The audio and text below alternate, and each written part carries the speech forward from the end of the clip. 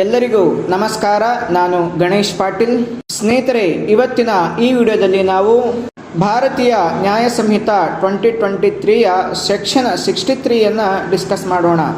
Section 63 rape, ಅತ್ಯಾಚಾರಕ್ಕೆ ಸಂಬಂಧಪಟ್ಟಂತಹ section.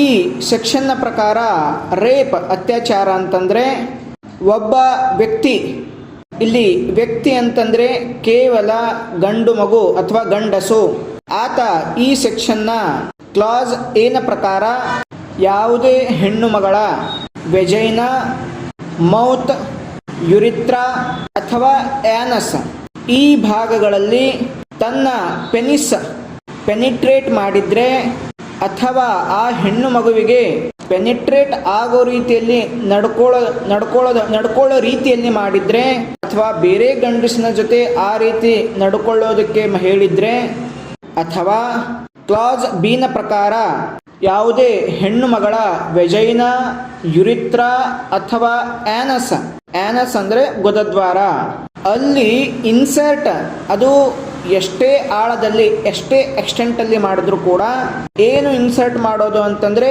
ಆತನ ದೇಹದ ಯಾವುದೇ ಭಾಗವನ್ನು, ಅದು ಪೆನಿಸ್ ಆಗಿರ್ಬೋದು ಅಥವಾ ದೇಹದ ಯಾವುದೇ ಭಾಗ ಆಗಿರ್ಬೋದು, ಇನ್ಸರ್ಟ್ ಮಾಡಿದ್ರೆ ಅಥವಾ ಆ ರೀತಿಯಲ್ಲಿ ತನ್ನ ಜೊತೆ ಮಾಡಲು ಹೇಳಿದ್ರೆ ಅಥವಾ ಬೇರೆ ವ್ಯಕ್ತಿಯ ಜೊತೆ ಮಾಡೋದಕ್ಕೆ ಹೇಳಿದ್ರೆ, ಅಥವಾ ಕ್ಲಾಸ್ ಸಿನ ಪ್ರಕಾರ ಯಾವುದೇ ಹೆಣ್ಣು ಮಗಳ ವೆಜೈನಾ, ಯುರಿತ್ರಾ, ಆ್ಯನಸ್ ಅಥವಾ ದೇಹದ ಯಾವುದೇ ಭಾಗ ಆಗಲಿ ಆ ಹೆಣ್ಣು ಮಗಳ ಆ ಭಾಗಗಳಲ್ಲಿ ಮೆನಿಪ್ಯುಲೇಟ್ ಮಾಡಿ ಆ ವ್ಯಕ್ತಿ ತನ್ನ ದೇಹದ ಯಾವುದೇ ಭಾಗವನ್ನ ಇನ್ಸರ್ಟ್ ಮಾಡಿದ್ರೆ, ಪೆನಿಟ್ರೇಷನ್ ಮಾಡಿದ್ರೆ ಅಥವಾ ಪೆನಿಟ್ರೇಟ್ ಆಗುವಂತೆ ನಡ್ಕೋ ಅಂತೇಳಿ ಆ ಹೆಣ್ಣು ಮಗಳನ್ನು ಪೀಡಿಸಿದ್ರೆ ಅಥವಾ ಇನ್ನೊಬ್ಬನ ಜೊತೆ ಮಾಡು ಅಂತೇಳಿ ಹೇಳಿದ್ರೆ, ಅಥವಾ ಕ್ಲಾಸ್ ಡಿನ ಪ್ರಕಾರ ಹೆಣ್ಣು ಮಗಳ ವೆಜೈನಾ, ಆ್ಯನಸ್,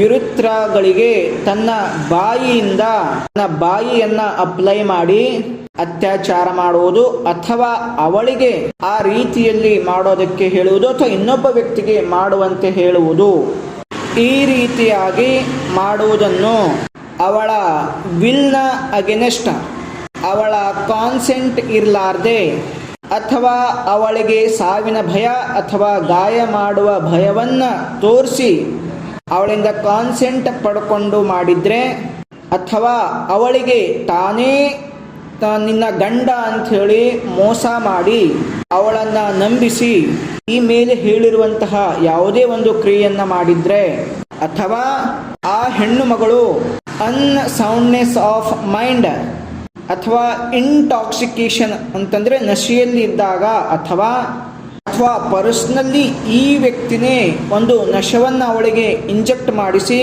ಯಾವುದೋ ಒಂದು ಸಬ್ಸ್ಟ್ಯಾನ್ಸ್ ಅನ್ನ ಅವಳಿಗೆ ಕೊಟ್ಟು ಅವಳಿಗೆ ಮತ್ತನ್ನ ಹಿಡಿಸಿ ಅವಳಿಗೆ ಏನ್ ಮಾಡ್ತಾ ಇದ್ದೀನಿ ಅನ್ನೋದ್ರ ಬಗ್ಗೆ ಅರಿವೇನೇ ಇರಲಾರದೇ ಇರೋ ರೀತಿಯಲ್ಲಿ ಮಾಡಿ, ಅಂತಹ ಸಂದರ್ಭದಲ್ಲಿ ಅವಳಿಂದ ಒಂದು ಕಾನ್ಸೆಂಟ್ ಅನ್ನ ಪಡ್ಕೊಂಡು ಈ ಮೇಲೆ ಹೇಳಿದಂತಹ ಕ್ರಿಯೆಗಳನ್ನ ಮಾಡಿದ್ರೆ, ಅಥವಾ ಹೆಣ್ಣು ಮಗು 18 ವರ್ಷದ ಒಳಗಡೆ ಇದ್ದಾಗ ಆತಳಿಂದ ಕಾನ್ಸೆಂಟ್ ಅನ್ನ ಪಡ್ಕೊಳ್ಳಿ ಅಥವಾ ಪಡೆದುಕೊಳ್ಳದೇ ಇರಲಿ ಮೇಲಿನ ಕ್ರಿಯೆಗಳನ್ನ ಮಾಡಿದಾಗ, ಅಥವಾ ಯಾವ ಸಂದರ್ಭದಲ್ಲಿ ಆ ಹೆಣ್ಣು ಮಗಳು ಕಾನ್ಸೆಂಟ್ ಅನ್ನ ಕೊಡೋದಕ್ಕೆ ಸಾಧ್ಯ ಇಲ್ವೋ ಅಂತಹ ಸ್ಥಿತಿಯಲ್ಲಿ ಅವಳ ಮೇಲೆ ಮೇಲಿನ ಕ್ರಿಯೆಗಳನ್ನ ಮಾಡಿದಾಗ ಅದನ್ನ ರೇಪ್ ಅಥವಾ ಅತ್ಯಾಚಾರ ಅಂತೇಳಿ ಕರೆಯಲಾಗುತ್ತೆ.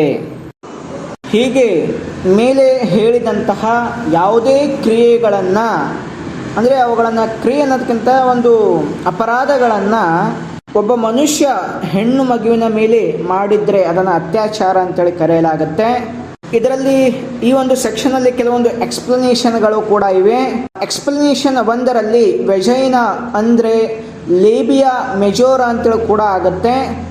ಎಕ್ಸ್ಪ್ಲನೇಷನ್ 2 ಕಾನ್ಸೆಂಟ್ ಅಂತಂದ್ರೆ ಏನು ಅಂತ ಹೇಳುತ್ತೆ. ಈ ಒಂದು ಎಕ್ಸ್ಪ್ಲನೇಷನ್ ಪ್ರಕಾರ ಕಾನ್ಸೆಂಟ್ ಅಂತಂದ್ರೆ ಅನ್ಇಕ್ವಿವೋಕಲ್ ವ್ಯಾಲೆಂಟರಿ ಅಗ್ರಿಮೆಂಟ್, ಅಂದ್ರೆ ಯಾವುದೇ ರೀತಿಯ ಭೇದ ಭಾವ ತಾರತಮ್ಯ ಇರಲಾರ್ದಂತಹ ವ್ಯಾಲೆಂಟರಿ ಅಗ್ರಿಮೆಂಟ್, ಅಂದ್ರೆ ತನ್ನಷ್ಟಕ್ಕೆ ತಾನೇ ಒಂದು ಒಪ್ಪಿಗೆ ಕೊಡೋದು, ಆ ಒಪ್ಪಿಗೆ ವರ್ಡ್ಸ್ ಪದಗಳ ಮುಖಾಂತರ, ಗೆಸ್ಚರ್ಸ್ ಅಥವಾ ಯಾವುದೇ ರೀತಿಯ ವರ್ಬಲ್ ನಾನ್ ವರ್ಬಲ್ ಕಮ್ಯುನಿಕೇಶನ್ಗಳ ಮುಖಾಂತರ ತಮ್ಮ ವಿಲ್ಲಿಂಗ್ನೆಸ್ ಅನ್ನ ಕಮ್ಯುನಿಕೇಟ್ ಮಾಡಿದಾಗ ಅದು ಆ ವಿಲ್ಲಿಂಗ್ನೆಸ್ ಸ್ಪೆಸಿಫಿಕಲ್ಲಿ ಸೆಕ್ಸುವಲ್ ಆಕ್ಟ್ಗೆ ಇರಬೇಕು. ಅದನ್ನ ಇಲ್ಲಿ ಈ ಒಂದು ಸೆಕ್ಷನ್ ಅಲ್ಲಿ ಆ ಒಂದು ರೀತಿಯ ಕಾನ್ಸೆಪ್ಟ್ ಅನ್ನ ಬಳಸಲಾಗಿದೆ. ಇದರಲ್ಲೇ ಇನ್ನೊಂದು ಪ್ರೊವಿಷನ್ ಇದೆ. ಈ ರೀತಿಯ ಒಂದು ಸೆಕ್ಸುವಲ್ ಆಕ್ಟ್ ಮಾಡುವಂತಹ ಸಂದರ್ಭದಲ್ಲಿ, ಆ ಒಂದು ಪೆನಿಟ್ರೇಷನ್ ಮಾಡುವಂತಹ ಸಂದರ್ಭದಲ್ಲಿ ಆ ಹೆಣ್ಣು ಮಗು ಯಾವುದೇ ರೀತಿ ಫಿಸಿಕಲ್ಲಿ ರಿಜಿಸ್ಟರ್ ಮಾಡಿಲ್ಲ ಅಂದ ತಕ್ಷಣ ಅವಳ ಒಪ್ಪಿಗೆ ಇದೆ ಅಂತೇಳಿ ಹೇಳೋದಕ್ಕಾಗೋದಿಲ್ಲ. ಅವಳು ನಾವು ಸೆಕ್ಸ್ ಮಾಡ್ತಾ ಇದ್ವಿ, ಅವಳು ತಡಿಲಿಲ್ಲ ನಮಗೆ ಅಂದ ತಕ್ಷಣ ಅವಳಿಗೆ ಒಪ್ಪಿಗೆ ಇದೆ ಅಂತೇಳಿ ಅರ್ಥ ಆಗೋದಿಲ್ಲ ಅಂತೇಳಿ ಈ ಪ್ರೊವಿಷನ್ ಹೇಳುತ್ತೆ.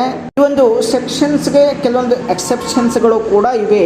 ಅದು ಯಾವುದು ಅಂತಂದ್ರೆ, ಫಸ್ಟ್ ಎಕ್ಸೆಪ್ಷನ್ಸ್, ಈ ಮೆಡಿಕಲ್ ಪ್ರೊಸೀಜರ್ಗಳನ್ನು ಅಥವಾ ಇಂಟರ್ವೆನ್ಷನ್ಗಳನ್ನು ಮಾಡುವಂತಹ ಸಂದರ್ಭದಲ್ಲಿ ಆ ಮೇಲಿನ ಕ್ರಿಯೆಗಳಲ್ಲಿ ಯಾವುದಾದರೂ ಒಂದು ನಡೆದರೆ ಅದನ್ನು ರೇಪ್ ಅಂತೇಳಿ ಹೇಳೋದಕ್ಕೆ ಬರೋದಿಲ್ಲ. ಫಾರ್ ಎಕ್ಸಾಂಪಲ್, ಡಾಕ್ಟರ್ ಆ ಒಂದು ಭಾಗದಲ್ಲಿ, ಹೆಣ್ಣು ಮಗಳ ಯಾವುದೇ ಭಾಗದಲ್ಲಿ ಏನೋ ಸಮಸ್ಯೆ ಇದ್ದಾಗ ಅದನ್ನು ಮುಟ್ಟಿ ಚೆಕಪ್ ಮಾಡಿ ಅದಕ್ಕೆ ಚಿಕಿತ್ಸೆಯನ್ನು ಕೊಡಬೇಕಾಗತ್ತೆ. ಅದನ್ನು ರೇಪ್ ಅಂತೇಳಿ ಹೇಳೋದಕ್ಕೆ ಬರೋದಿಲ್ಲ.